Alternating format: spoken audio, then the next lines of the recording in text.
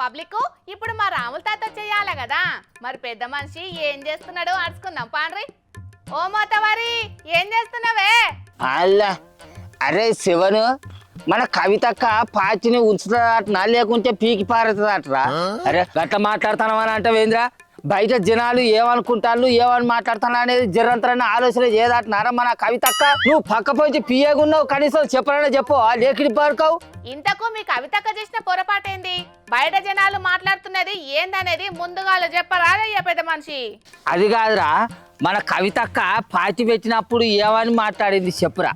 పాచి పేరు చెప్పాలనా అని పాచి పేరు చెప్పి నేను మీ అందరికి ఒక అమ్మ లెక్క ఉంటా అని చెప్పింది. అమ్మ స్థానంలో ఉండి తెలంగాణ జనాల కట్టాలని తీరుస్తా అని చెప్పింది. అట్లా మాట్లాడి అట్లా చెప్పి ఇప్పుడు ఏం చేస్తాందిరా? ఏమని మాట్లాడుతాందిరా? ఇది పద్ధతేరా చెప్పు నువ్వు? అరే నాయనా, ఇంతకు కవితక్క ఏమన్నది, ఏం చేసిందని మీరు ఇంతగానో నారాజు అవుతున్నారే?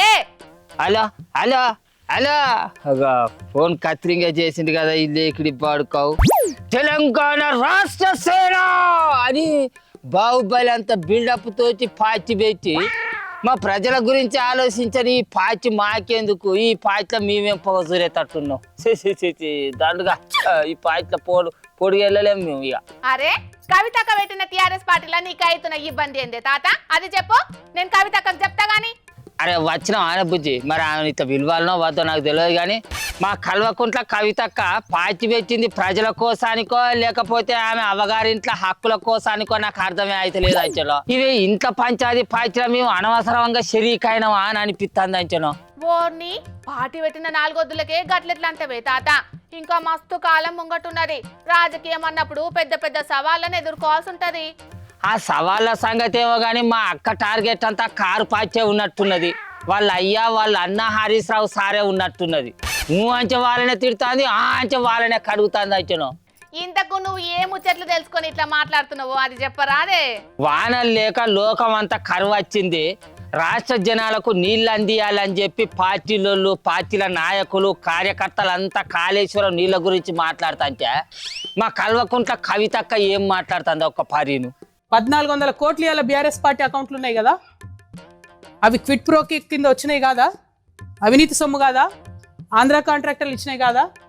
పంచండి, అవినీతి సొమ్ము అంతా కూడా అమరవీరుల కుటుంబాలకు పంచండి, కుటుంబానికి ₹1 పంచండి. ఇంటానవా? మా అక్క ఒంటరిగా పోరాటం చేస్తుందట.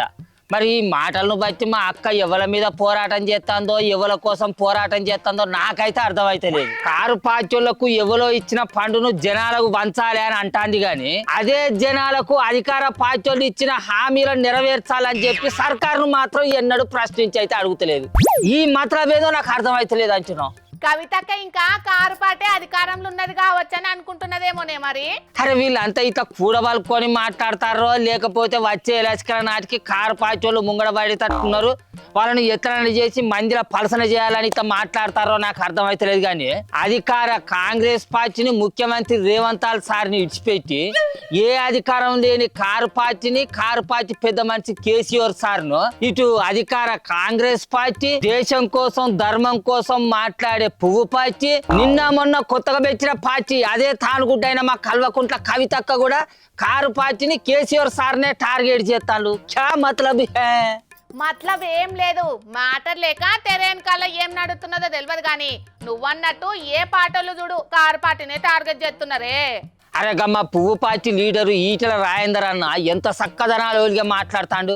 రాజకీయం అనేది పార్టీలతో చేయాలి కానీ ప్రజలకు అక్కడికి వచ్చే ముచ్చల మీద అసలుకే చేయొద్దు అని మాట్లాడుతాడు. కాళేశ్వరం అనేది ఒక మేడిగడ్డే కాదు, దాంట్లో ఇంకా చాలా ముచ్చట్లున్నాయి. అట్లనే కాళేశ్వరంలో 1,00,000 కోట్ల అవినీతి జరిగింది అనేది శుద్ధ అబద్ధం ముచ్చట. అది ఎవరో తలకు మాసినోడు మాట్లాడే మాటలు, అసలు మాటలు జనాలు ఎవ్వరు నమ్మద్దు అని కుల్లం మాట్లాడుకొచ్చిండు. ఒక గట్ల మాట్లాడాలి లీడర్ అయితే. అవును, ఈటెల సారు నాకు ముందు తెలంగాణ తర్వాతనే నా పార్టీ అని కూడా చెప్పుకొచ్చిండే.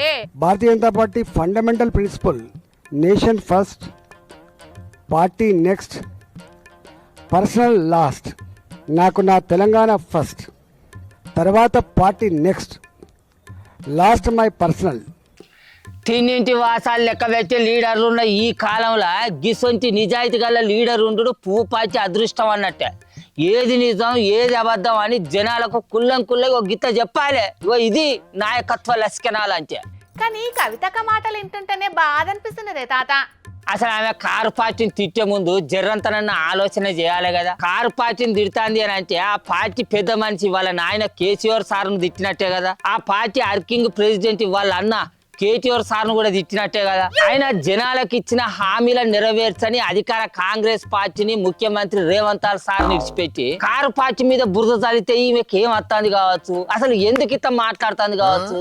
ఏమొచ్చింది అంటే కవితక్క పెట్టుకున్న పార్టీకి టిఆర్ఎస్ అనే పేరు తీసేయాలని కారు పార్టీలు ఎన్నికల సంఘానికి ఫిర్యాదైండ్లు కదనే. ఆ కడుపు మంటతోటే కవితక్క కారు పార్టీని టార్గెట్ చేసినట్టున్నది. సాయి సంసారి లచ్చి దొంగది అన్నట్టున్నది మా అక్క కథ.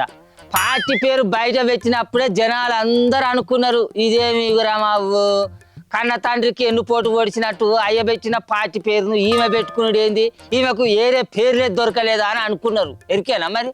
ఆ మాటలు అక్కకి వినబడనట్టున్నాయే, అందుకే ఇప్పుడు ఇట్లా గరం అవుతున్నది. పార్టీ పెట్టి తమిళనాడుకు జయలలితక్క ఎట్లా పెద్ద లీడర్ అయిందో తెలంగాణకు కూడా మా అక్క గట్టనే పెద్ద లీడర్ అయిదామని కలలుగా అన్నది, కానీ కథ రివర్స్ అయినట్టే కానొస్తున్నది. అందుకే మా అక్క ఆవేశంలో తిన్నింటి మీదనే తుక్కును ఉంచినట్టు చేస్తున్నట్టున్నది. కానీ ముంగట చూడాలి మరి ఏం జరుగుతుంది ఏందనేది, కాలం ఏం సమాధానం చెప్తుంది అనేది.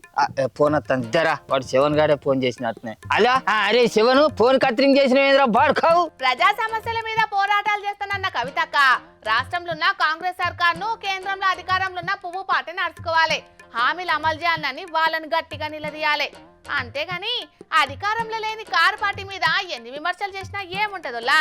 కాకుంటే కారు పార్టీని ఎక్కువ బదనాం చేస్తేనే తన పార్టీకి ఫాయిదా అవుతుందని అనుకుంటున్నట్టున్నది. అందుకే టార్గెట్ బీఆర్ఎస్ అన్నట్టుగానే ముంగటికి పోతున్నది. మరి అక్క అనుకున్న కోరిక నెరవేరుతుందో ఏం కథనో చూడాలిగా.